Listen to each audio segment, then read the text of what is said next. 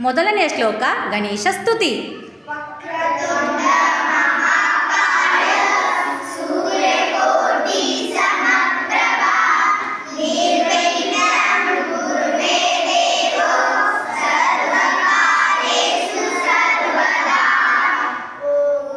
ಎರಡನೆಯ ಶ್ಲೋಕ ಮನಸ್ಸು ಚುರುಕಾಗಿರಲು ಹೇಳುವ ಸರಸ್ವತಿ ಮಂತ್ರ.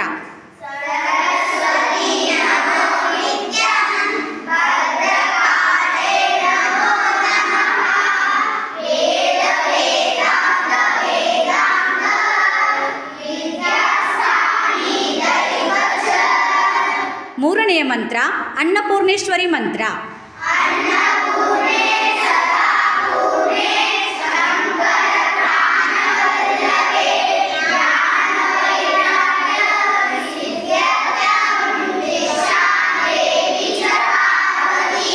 ನಾಲ್ಕನೆಯ ಮಂತ್ರ ಶಾಂತಿ ಮಂತ್ರ.